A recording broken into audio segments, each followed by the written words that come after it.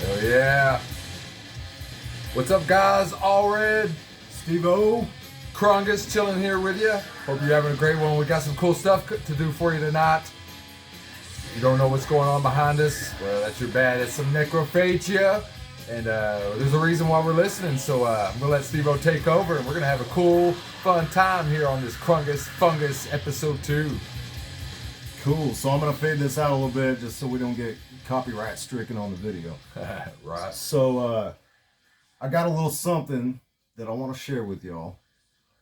All Red did his book unboxing and stuff like that. So we're kind of taking it on to episode 2 here. And I got something in the mail yesterday that I'm pretty freaking excited about. So I'm going to open it up and we'll go from there. Hell yeah. Let's check it. Let's check it.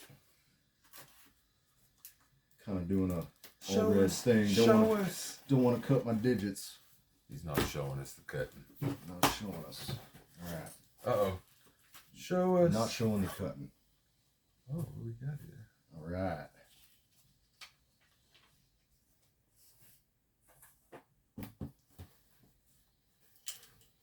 Let's see here. So, we got here a sealed Ooh. Necrophagia Black Blood Vomitorium picture disc. 10-inch. That is freaking sick. Look at that gnarliness right there. And it's sealed, and I don't even know if I should open this because this was actually owned by Killjoy. And so I found So this. this has never been opened at all, huh? This has never been opened, and it was actually owned by Killjoy, the vocalist from Necrophagia. And I don't know if you can see that.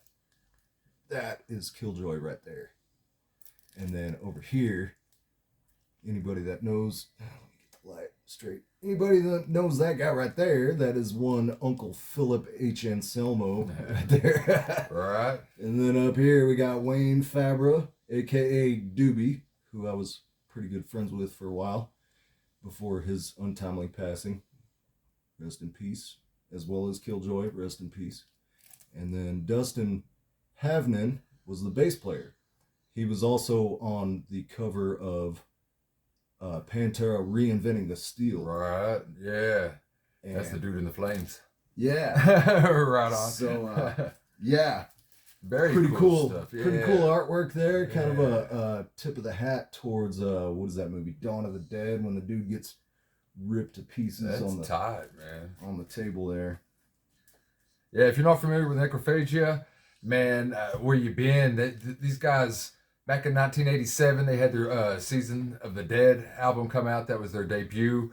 That was actually their one and only album for a while until, like he said, Uncle Phil got in touch with Killjoy and they resurrected the band. And yeah, that was like 98. I think Black Blood Vomitorium EP came out like 99. This, if I'm not mistaken, I think pick up I your want to thing say for you if I can. This This bad boy right here was issued, like, from what I understand, in 2001 on Red Stream Records, and it was very, very limited. I don't know if they even know how many copies of that was pressed. I have no idea. And so It's not only rare. is that rare as fuck, but that was actually out of Killjoy's own collection. Yes. So I'm manhandling Steve-O's stuff here. But hey, go for it. check that fucking shit out. I'm trying to get this light where, yeah, look at that sickness. Fucking, I'm trying to get this light where it would show that a little fucking better. I'm having to block Steve-O out. But look at that. That's fucking sick, dude. But yeah, Necrophagia, one of the fucking pioneers of death metal, right up there with Possessed and Death. They were all putting out or demos out in the early 80s. Fucking, had their debut albums out, shortly after, around that time period of those early 80 demos. And Started yeah. in 1983. That's fucking, Yeah. that's wild, man. That's good shit. It was, the guys of, well, like I said, Possessed and Necrophagia and Chuck from Death. Those are what's, some of the godfathers of death metal right there. It's all like, Yeah. They the real influenced, deal. I mean, Season of the Dead influenced Cannibal Corpse on like Eaten Back to Life and early the early demos and stuff like that. Yeah. You can look up interviews with like Alex Webster talking about Season of the Dead by Necrophagia. And I'll admit I didn't get really into Necrophagia a whole lot until I can't even say if I've really ever gotten hardcore into Necrophagia. There's certain albums I heard, certain albums I liked. I always kind of lean towards Chuck and Death and stuff when it came to those early death metal bands. And but and of course they only had one album out until, like you said, 1998 or so. Yep. But and that's when I kind of started taking notice of them. They were getting some attention because of Phil being involved. I know he was going under the pseudonym Anton Crowley. Yep. And I think there was a contractual agreement, under the Pantera was still kicking, and that's probably what I don't know. I never really followed the Pantera stuff too hard after Far Beyond Driven, but I'm imagining that's what started causing a rift with some of Phil's other projects and some other things as well, obviously. Right. But extracurricular activities. But yeah, because Phil was back in those. At that time, Phil Resurrection, Necrophagia, there was the Viking Crown stuff. Viking Crown, that was another thing that Killjoy was a part of. I don't think Phil was involved, but Killjoy was involved in the Ravenous. I don't know if you ever listened to the Ravenous. A little bit. And, some of Autopsy. Vertilac. And and shit, man.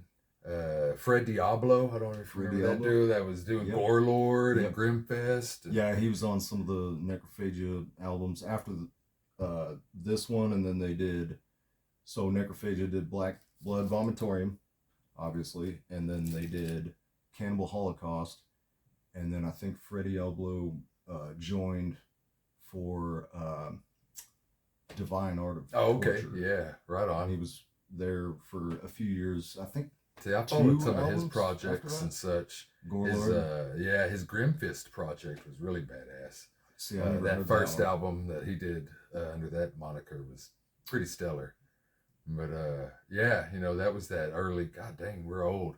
That was like 25 years ago and shit. That would have been all this stuff was going on. Yeah, early 2000. Yeah, 2003, 4.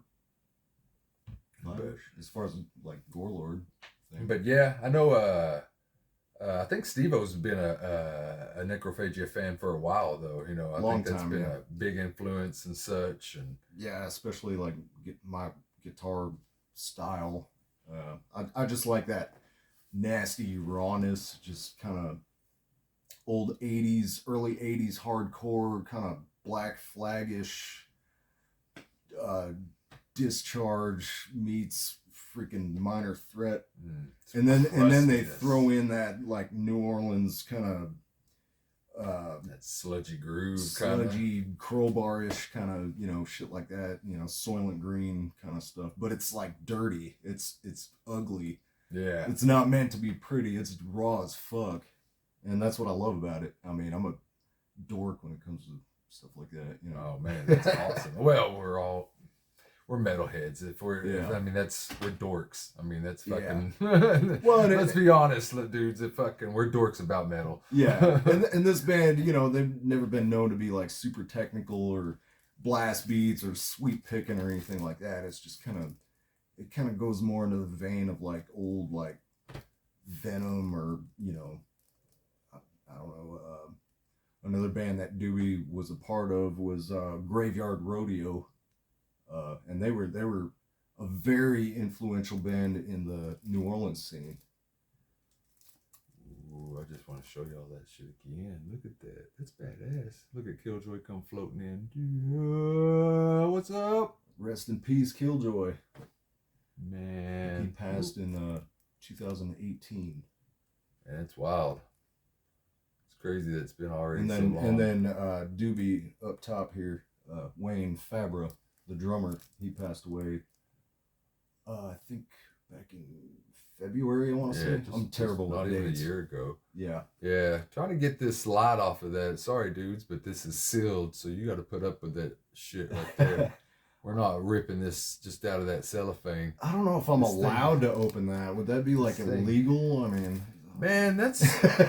And it was Killjoy's. I don't know if Yeah, Killjoy would give me tough permission to to open it. that's tough to say. I mean, that's badass, and I it's might have to hang that kind of on like the wall. a fucking collector toy or something. You know, you don't want to take it out of the box, but at the same time, you want to fucking play with it. You know, and you're like, I might have to frame it. yeah. I gotta say, I got a lot of shit I've never opened, so you know. I was talking to Stephanie Opal, Phil Anselmo's ex-wife, and I sent her a picture of this and was talking to her about it. I was like, man, this actually belonged to Killjoy.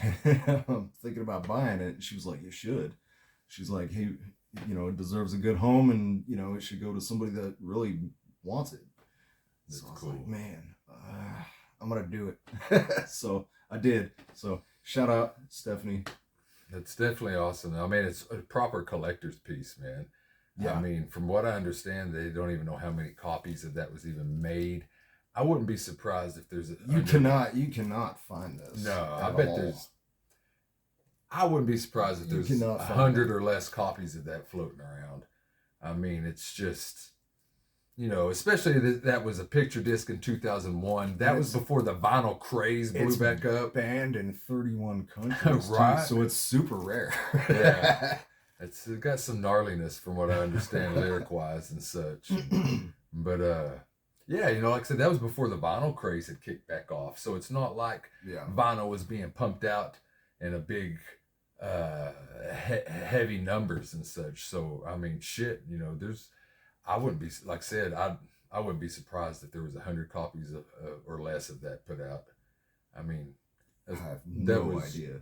24 years ago that I did like a Google search on it, and I couldn't even find it. They were all like re-release, represses. That's awesome though. Yeah, I know I think it just got repressed on 12-inch like just a year or so ago. Probably. But probably that's cool. Season of Mist. That gives fans today to get, you know, you guys can get you a copy of that and jam your asses off and stuff. But this bad boy here, I'm being very. It's a rough listen. Don't get me wrong. That's the real deal right there, friends. That's some cool stuff. And like I said, for Steve-O, that's a big old holy grail kind of thing. You know, that's one of them legendary in my mind. I mean, a big influence. You know, for me, just like I say, that rawness and grittiness, and it does have that, of course, with Phil being involved, because Phil, you know, it was the songwriter at that point. Yeah. And you know, that NOLA sound, which is so varied. And Doobie too. I mean, he was a big part of that sound too. Like, I mean, like I say, Graveyard Rodeo. I mean, they influenced, you know, shit. Doobie was in the Slugs before they were called Crowbar. Oh, right. Yeah, he played drums for him for a little while. It's just that sound out of that NOLA sound. Like, I mean, it's just so heavy. It's so similar and so varied at the same time. Mm-hmm. You know, you got so many different bands out of that area, whether it's... And they all sound different. Yeah, whether it's Soylent Green, Goat Whore, you know, Exhorter, Crowbar.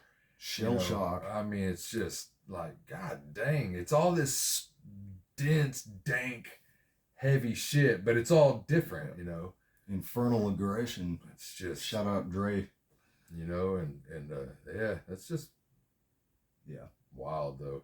Yeah.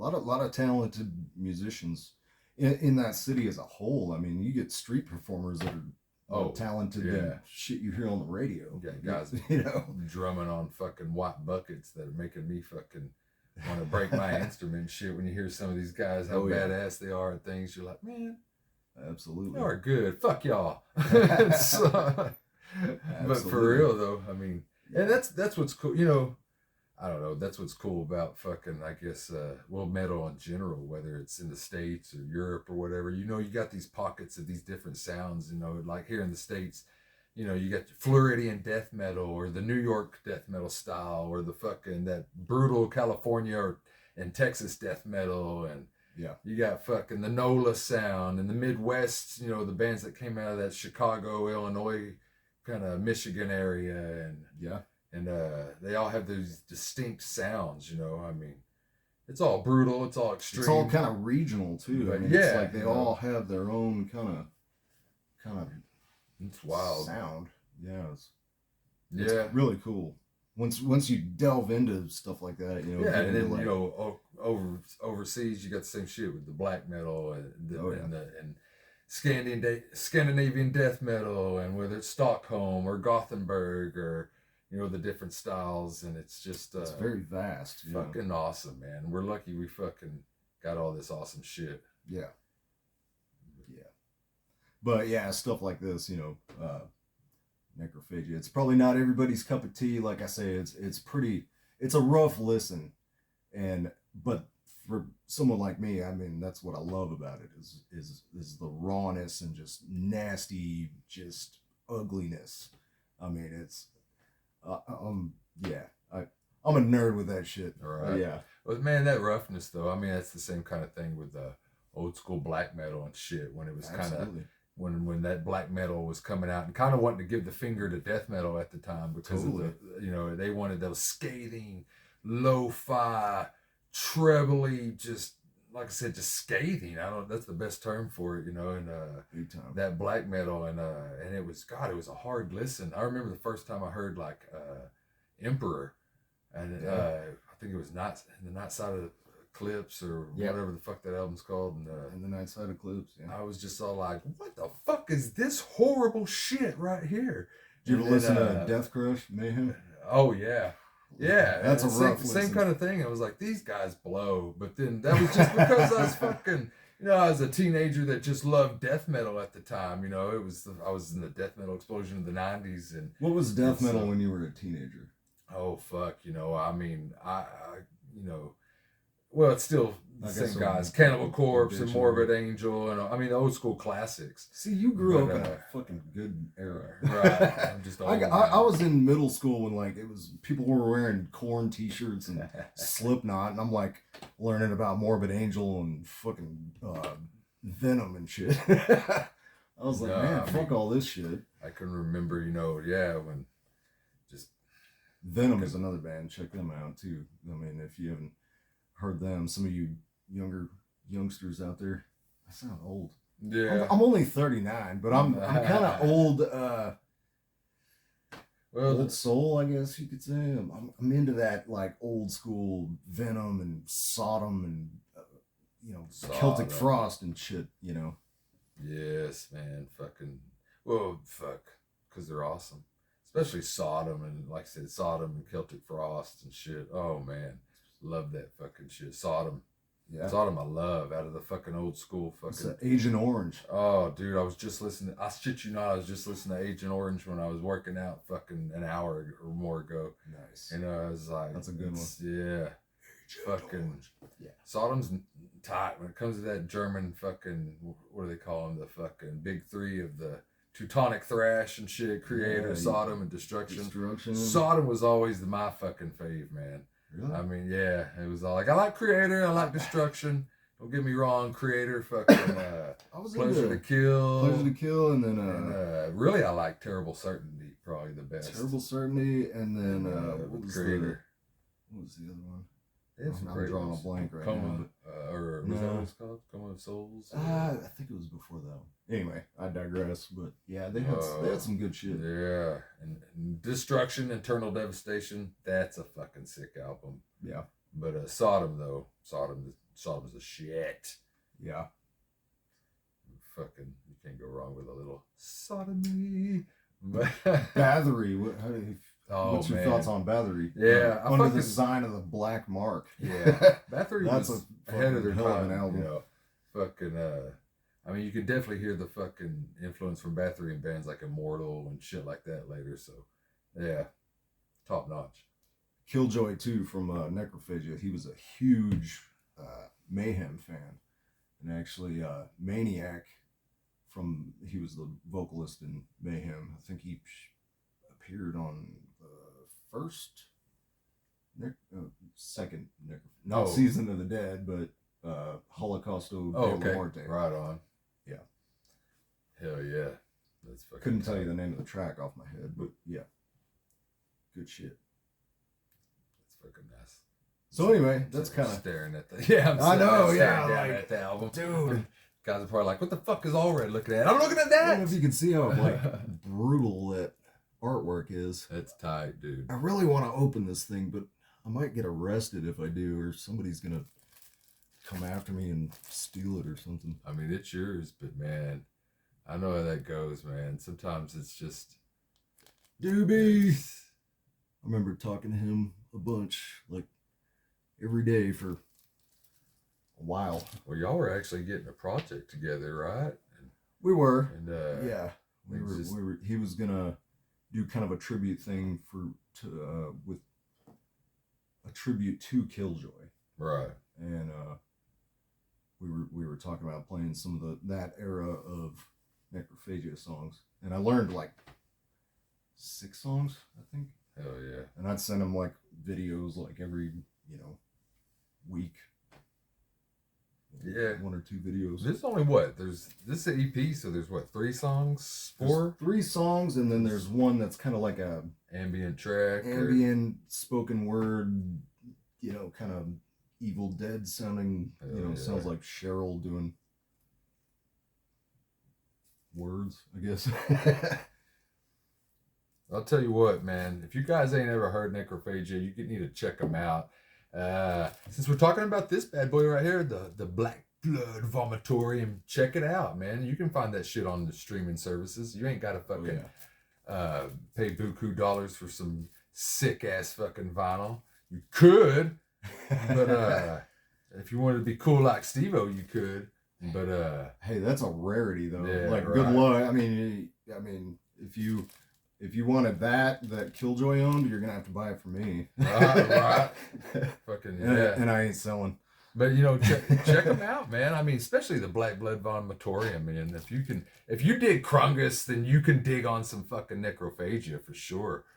Yeah. I mean, yeah. It's a little more, a little more raw, I guess. But I mean, we're pretty raw too. Yeah. I don't know. The influences are there for sure. Metal. Yeah. Check out Black Blood Vomitorium. Check out Holocausto de la Morte. Check out Cannibal Holocaust. Oh yeah. Check out Crungus. Check out Hollow. Crungus. Absolutely. Little self plug. Yeah. In case you didn't know what you were watching. We're 2 members of Crungus. We got a new album out, Hollow. It's on Wormhole Death Records. So absolutely. Little shameless plug right there. I mean, absolutely. Spotify, YouTube. Oh yeah, YouTube man. Premium Plus, whatever. I don't even know. Find it on whatever. All the whatever streaming platforms. Pandora. You youngsters jam on shit. I'm old. Like I still jam like CDs and records. So it's out there, and you shouldn't have any trouble finding it. Yeah, right. Oh fucking A, yeah, it's out there. Absolutely. Hell, dude. Anything else you want to say? Hell, I think we did a pretty good job, man. Talked some coolness. Well, we're sitting on about 23 minutes. Oh man, no shit. We better That's wrap all it right, up. man. That's all right. Hell, I don't know. That flew by. Fucking, well, shit, man. Thank you guys for tuning in to this. I say tuning in, watching this bad boy. Like I said, this is our 2nd episode of the Crungus Fungus that we're doing. If you didn't catch the first one, check that out. It's an unboxing of excuse me. It's an unboxing of the David E. Gelke Born Human, the life and music of Chuck Schuldiner. Very cool stuff right there. But yeah, we're going to keep doing these things. We're going to do, like I said in that last one, we'll probably do some gear reviews and some live rehearsals and maybe just talk metal, CD reviews and stuff. Just have a good time. And so yeah, I'm glad that Steve-O came over here to my house and showed this off because it was awesome. And I'm glad you guys are supporting this. And man, you got anything to add? Hey, thanks for watching and keep up the support. And we'll see y'all soon. All right, y'all take it easy.